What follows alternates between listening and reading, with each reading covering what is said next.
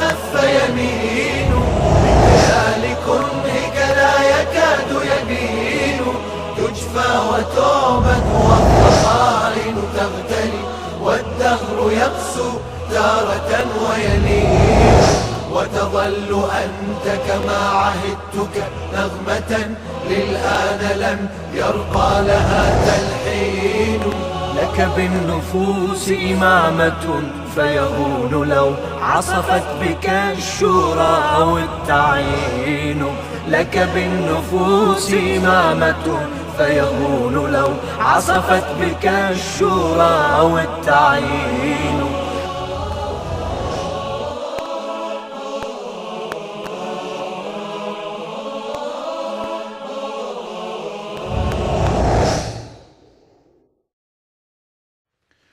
بسم الله الرحمن الرحيم الحمد لله رب العالمين ثم الصلاة والسلام على أشرف الأنبياء وأفضل المرسلين سيدنا ومولانا أبي القاسم مصطفى محمد وصلى الله عليه وعلى أهل بيته الطيبين الطاهرين المعصومين.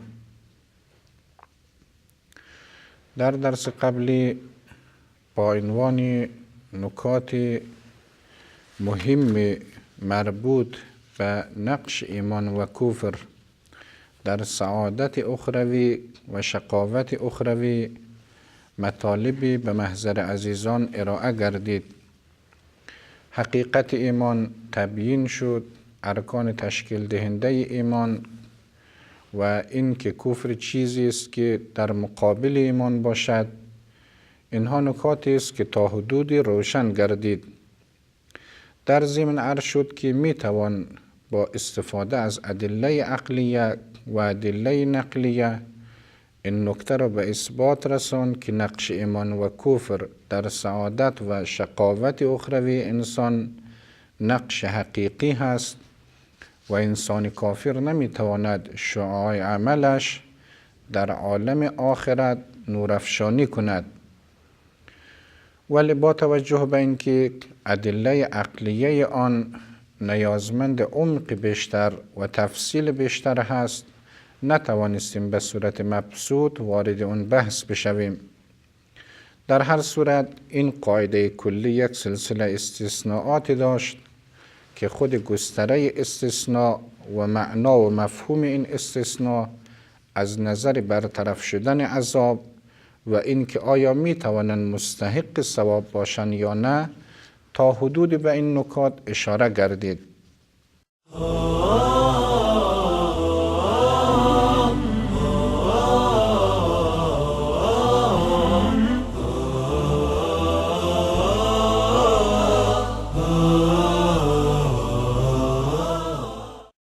ایمان و کفر یک سلسله مطالب دیگر هم دارد که باید در این خصوص هم محضر شما این نکات را تکمیل کرد. یکی از اون ابحاث رابطه متقابل ایمان و عمل هست. اصولا ایمان و عمل چه تأثیر و تأثیر روی هم دارند؟ نقش ایمان در عمل چگونه هست و نقش عمل در ایمان چگونه هست؟ با توجه به اینکه در درس قبلی تا حدود این نکته روشن شد که مقتضای ایمان این هست که انسان به لوازم ایمان به صورت اجمالی پایبند باشد و اهل عمل به آن باشد. بنابراین اگر بخواهیم این نکته را تا حدود روشن بکنیم، میتوان اینجوری گفت که اگر کسی عقیده اش جازم باشد که هیچ وقت بر طبق ایمان خود عمل نکند، یا این که حتی شک داشته باشد که آیا به ایمانش عمل بکند یا نه، بازم در حقیقت ایمان واقعی را به دست نیاورده است. ممکن است این شخص مسلمان باشد، ولی کسی که مؤمن باشد قطعاً باید به صورت اجمالی ملتزم به مفاد ایمان خود باشد. از همین جا هست که رابطه ایمان با عمل تا حدودی برای شما عزیزان روشن می شود. نمی توان کسی را مؤمن واقعی قلمداد کرد، ولی این شخص اینجوری برداشت داشته باشد که من مؤمنم ولی هیچ وقت بر اساس ایمانم و به لوازم ایمانم ملتزم نیستم. حتی اگر شک هم داشته باشد، از اینجا میتوان کشف کرد که این شخص تسلیم ظاهری دارد ولی به صورت حقیقی ایمان به آنچه که باید داشته باشد ندارد، چرا که از لازمه ایمان گرایش هست و اثر گرایش در عمل انسان آشکار می شود.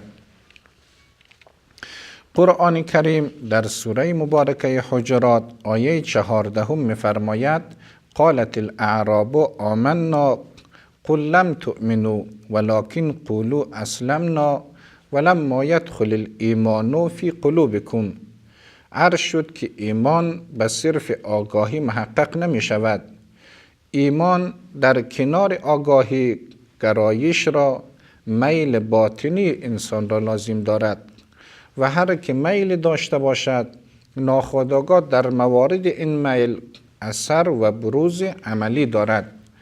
بله، ایمان خودش یک کلی مشکک هست، سلسله مراتب دارد، انسانها با هم تفاوت دارند و لذا از این جهت نمیتوان منکر شد که انسانها یک دست نیستند. مؤمنان نمیتوانند همگی در یک سویه باشند.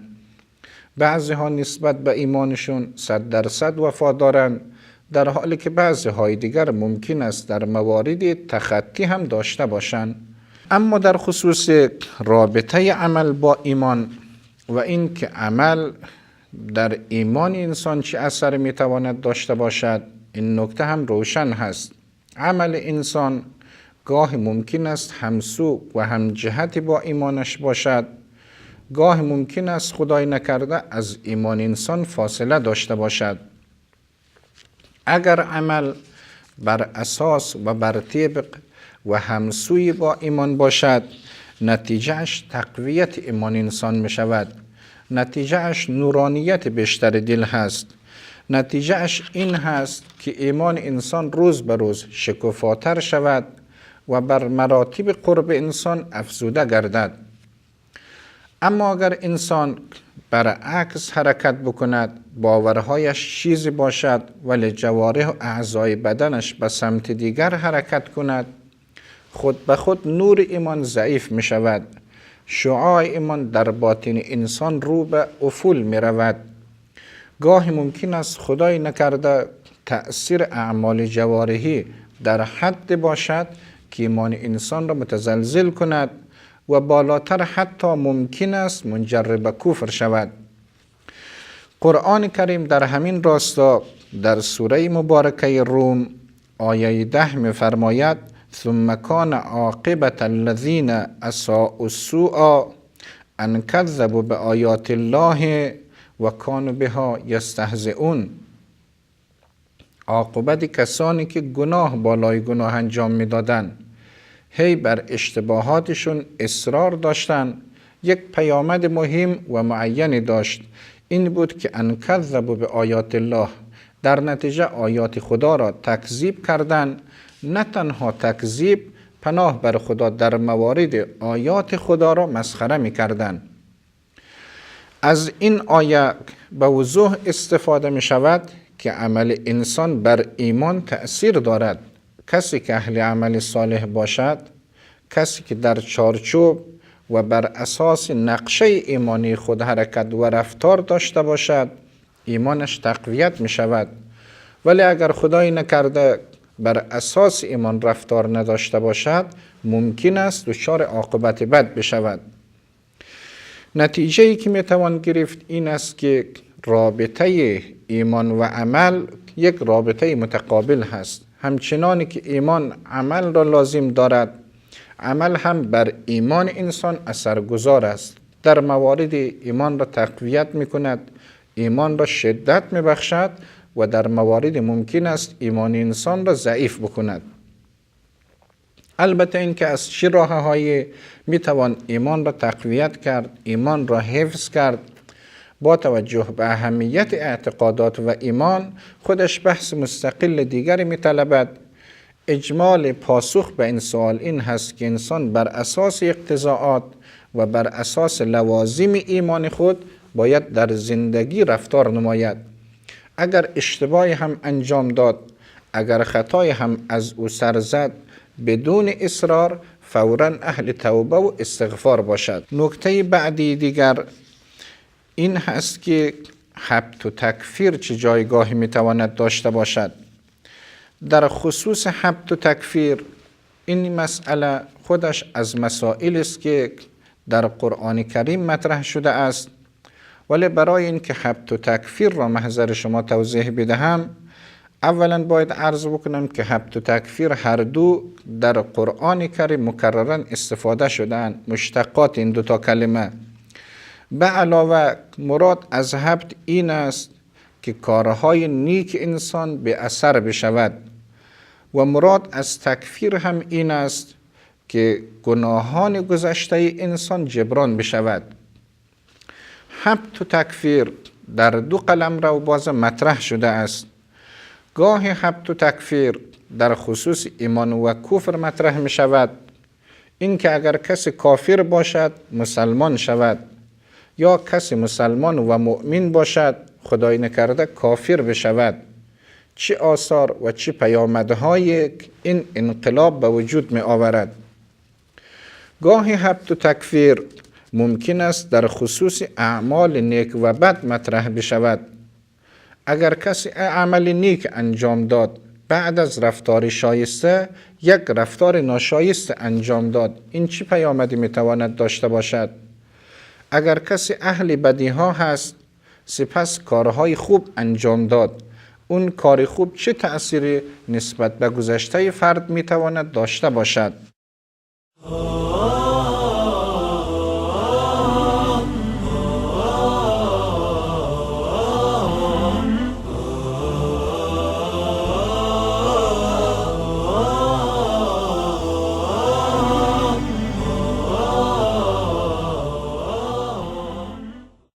در این خصوص بعضی علمای اسلام و بعضی کلامیون برادران اهل سنت به این نتیجه رسیده اند که ممکن است رابطه این دو یک رابطه مطلق باشد.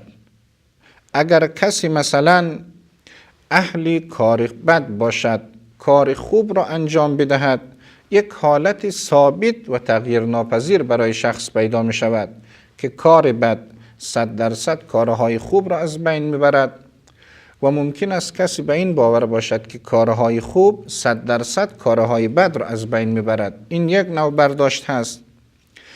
بعضهای دیگر گفتن نه خیر، اینها با هم مقایسه می شود، ببینیم که کار بد بیشتر هست یا کار خوب بیشتر هست. هر کدام که از نظر کمیت و کیفیت بیشتر باشد غلبه با اون هست. ولی حقیقتش این هست که در پاسخ به این سوال میتوان اینجوری عرض کرد که اینجا یک قاعده کلی و مطلق نداریم. ممکن است بعضی کارهای خوب تماما کارهای بد گذشته را از بین ببرد، مثل توبه، ولی در موارد بعضی کارهای خوب نمیتواند 100% کارهای بد را از بین ببرد. لذا ممکن است در روز قیامت در نامه عمل انسان هم کار خوب مشاهده بشود و هم کار بد در کنار آن قرار داشته باشد. برای اینکه بحث سیر منطقی را داشته باشد، در ابتدا در خصوص رابطه ایمان و کفر محضر شما اینجا عرض میکنم. در خصوص ایمان و کفر، ایمان مثل چراغ است، قلب انسان را روشن میکند. نور ایمان وقت بتابد تمام ابعاد و زوایای وجود انسان را فرا میگیرد. همچنانی که کفر پیامش نتیجه از چیزی جز تاریکی نیست و این از قرآن کریم 100% قابل استفاده هست که اگر کسی بعد از ایمان کافر بشود نتیجهش همون حبط عمل هست. همچنانی که اگر کسی بعد از کفر مسلمان بشود نتیجه ایمان می شود تکفیر و این که گذشته انسان پاک می شود. لذا قرآن کریم در سوره مبارکه تغابن آیه 9 می فرماید و من یؤمن بالله و یعمل صالحا یکفر عنه سیئاته. کسی که ایمان به خدا بیاورد و عمل صالح انجام بدهد گذشته خود را جبران کرده است، خدای سبحان کارهای بد گذشته او را محو میکند. این به صراحت از قرآن کریم قابل استفاده هست. همچنانی که قرآن کریم در سوره مبارکه بقره آیه 217 می‌فرماید و من یرتد منکم عن دینه فیموت و هو کافر فاولئک حبطت اعمالهم فی الدنیا والآخره و اولئک اصحاب النار هم فیها خالدون. به صراحت می‌فرماید که از شما مؤمنان اگر کسی کافر بشود و در حال کفر بمیرد، آنچه که از اعمال در دنیا انجام داده است باطل می شود و نتیجهش این هست که این شخص جهنمی هست و اهل شقاوت همیشگی خواهد بود. بنابراین در خصوص حبط و تکفیر، این که عمل خوب عمل بد را از بین ببرد و این که عمل بد عمل گذشته خوب را کاملا از بین ببرد، اگر حبط و تکفیر را در قلمرو ایمان و کفر مطرح بکنیم، ایمان و کفر که بیشتر مربوط به جوانح ما می شود، در این خصوص پاسخ مثبت هست. اگر مؤمنی خدای نکرده کافر بشود و با حالت کفر بمیرد، گذشته خوب او کاملا از بین می رود. همچنانی که اگر کافر وارد قلمرو اسلام بشود، نور ایمان در قلب او بتابد، باز گذشته بد او پاک می شود و این ایمان فعلی او نسبت به گذشته اثر فراوان دارد. اما در خصوص اعمال نیک و بد، این که شخص مؤمن هست، مسلمان هست، ایمان دارد به آنچه که باید ایمان داشته باشد، ولی زندگی اش گاه بر اساس کار خوب اداره می شود و گاه بر اساس کارهای ناشایست اداره می شود. اینجا نتیجه چی هست؟ آیا اعمال خوبی که فعلا انجام می دهد 100% گذشته بد را از بین می برد؟ آیا اعمال بدی که فعلا انجام می دهد 100% گذشته خوب را از بین می برد؟ در پاسخ به این سوال همچنانی که اشاره کردم، نظر حق و نظر علمای امامیه این هست که بعض اعمال خوب ممکن است گذشته انسان را، بدیهای انسان را پاک بکند، مثل توبه که در سوره مبارکه نساء آیه 110 و برخی آیات دیگر تصریح شده است. یک از کارهای خوب، یک از حسنات انسان توبه هست. کسی که اهل توبه باشد، با توبه می تواند تمام خطیئات گذشته خود را، تمام کارهای ناشایست گذشته را از بین ببرد. به عبارت دیگر، توبه مثل یک نورافکن قوی هست که تمام ابعاد روح انسان را فرا می گیرد و تمام ابعاد را روشن می کند و هیچ گوشه از صفحه وجود روح انسان تاریک باقی نمی ماند. اما این که بخواهیم ما یک نتیجه کلی بگیریم که فلان عمل خوب تمام گناهان گذشته را از بین میبرد یا فلان عمل بد تمام حسنات گذشته را از بین میبرد، همچو چیز از قرآن و روایات قابل استفاده نیست و نمیتوان به صورت قاعده کلی ادعا کرد، بل فی الجمله این قاعده قابل قبول هست، در آیات و روایات هم مطرح شده است. لذا نتیجه‌ای که در خصوص عمل بد و خوب میتوان گرفت این است که بعض اعمال بد ممکن است بعض اعمال خوب را از بین ببرد و بعض اعمال خوب بعض اعمال بد را از بین میبرد. در حد موجبه جزئیه این قاعده قابل قبول هست، اما به صورت کلی نمیتوان برای آن دلیل ارائه کرد. نکته مهم دیگر در خصوص اعمال خوب و بد انسان قابل تذکر هست که بر اساس آیات و روایات ما و شما ممکن است اعمال خوب و بد در همین زندگی دنیا هم بعض آثار داشته باشد. کسی که اهل عمل خوب و شایسته باشد ممکن است توفیقات حسنات دیگر و اعمال شایسته دیگر را خدای سبحان برایش فراهم کند. اما کسی که اهل اعمال ناشایست باشد، اهل گناه و طغیان و عصیان باشد، ممکن است از بسیار خوبی ها محروم شود و خدای سبحان توفیقات را از او بگیرد. منتها باز همچنان جای تذکر هست که جای سزادهی و پاداش و کیفر عالم آخرت هست. آنچه که در این دنیا واقع می شود در حقیقت بخشی از کارهای حکیمانه خداوند هست که بر اساس مقتضای حکمت و علم بالغه خود برای تربیت انسان، برای متنبه کردن انسان و امثال این حکمت ها که خودش می داند نسبت به انسان ها انجام می دهد، ولی در هر صورت محل سزادهی و محل پاداش عالم آخرت خواهد بود.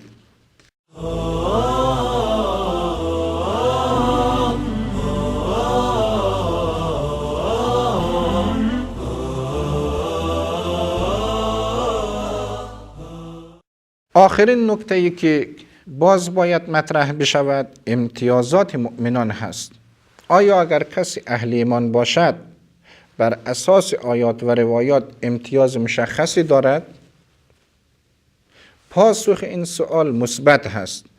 برای اینکه پاسخ این سوال تا حدود منطقی قلمداد شود و برای عزیزان روشن گردد، این نکته را عرض بکنم که همچنان که در بخش توحید و خداشناسی روشن شد، با توجه به حکمت خدای سبحان و با توجه به قدرت بی‌پایان و با توجه به علم خدای سبحان، اراده خدای سبحان اصالتاً به کارهای خوب تعلق می‌گیرد.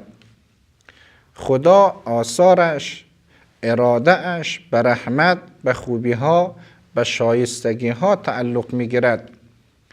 ولی با توجه به این که دار تکلیف هست، عالم آزمایش هست، به تبع اراده خدای سبحان به شرور و نقائص هم تعلق می‌گیرد.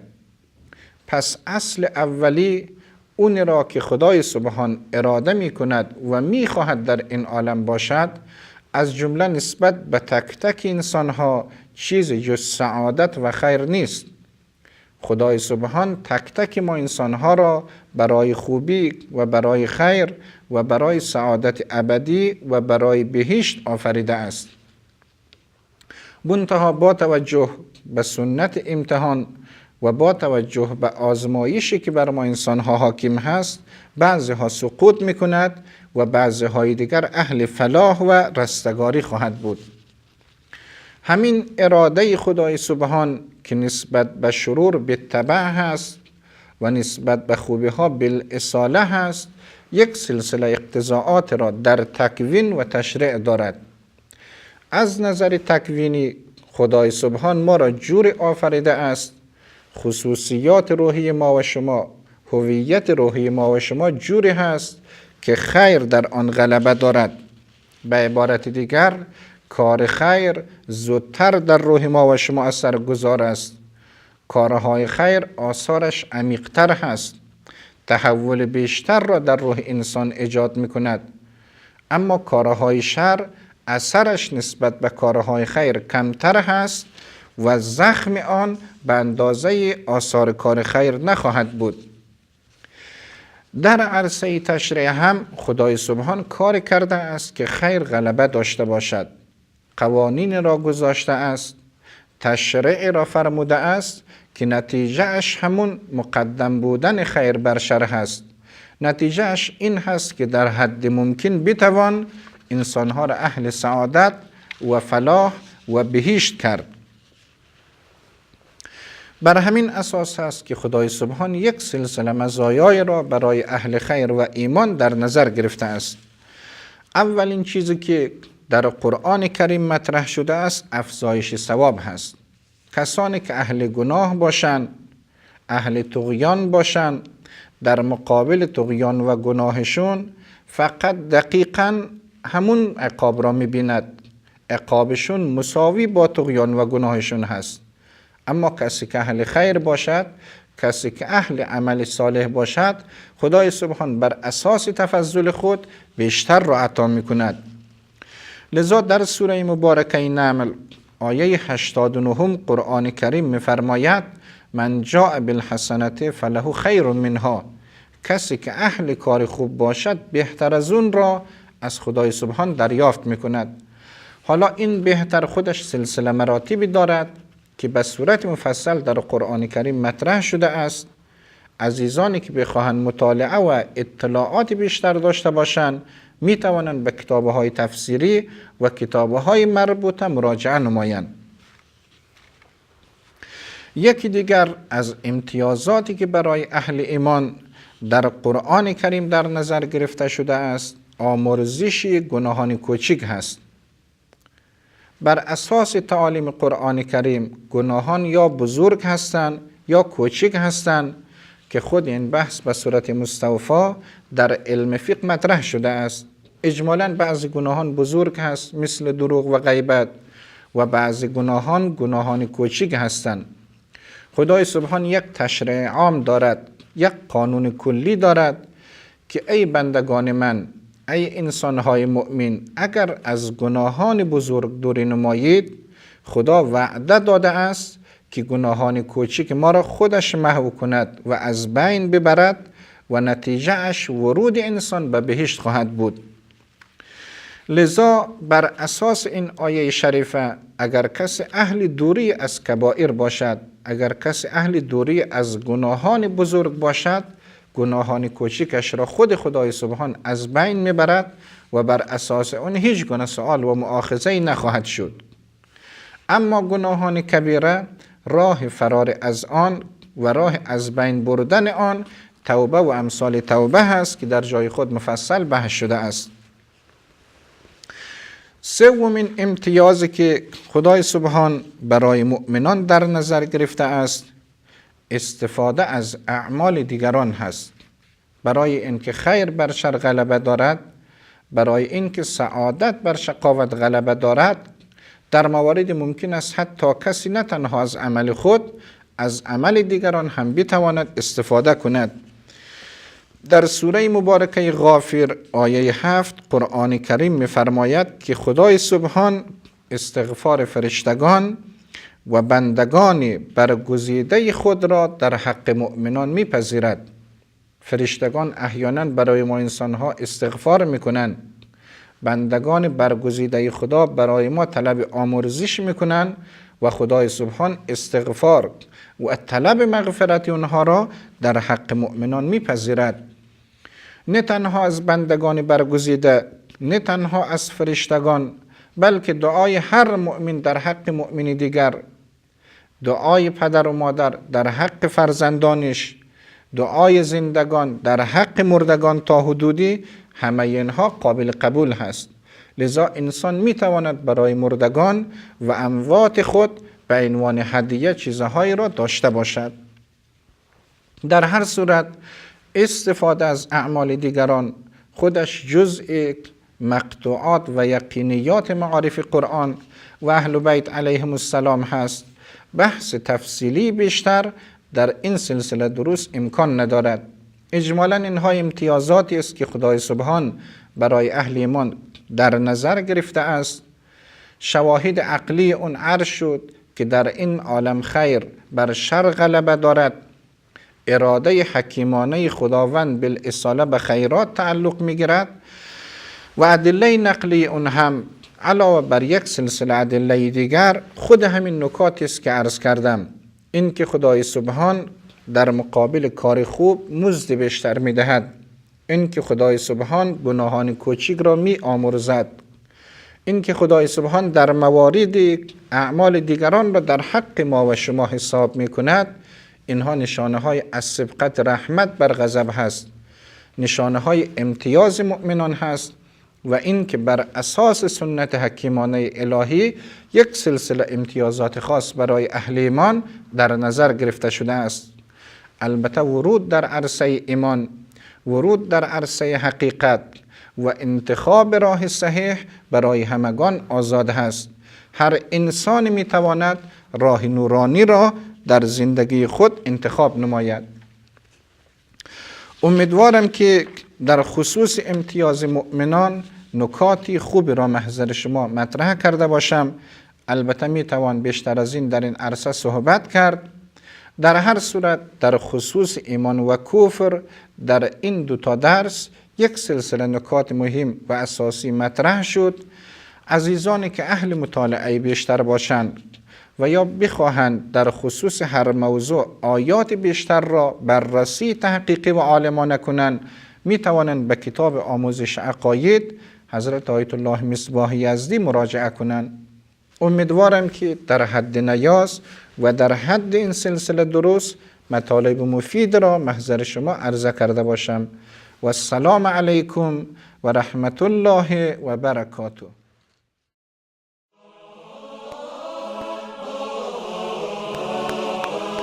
لا يسار واستخف يمين بكيال كرهك لا يكاد يبين تجفى وتعبد والضغائن تغتلي والدهر يقسو تارة ويلين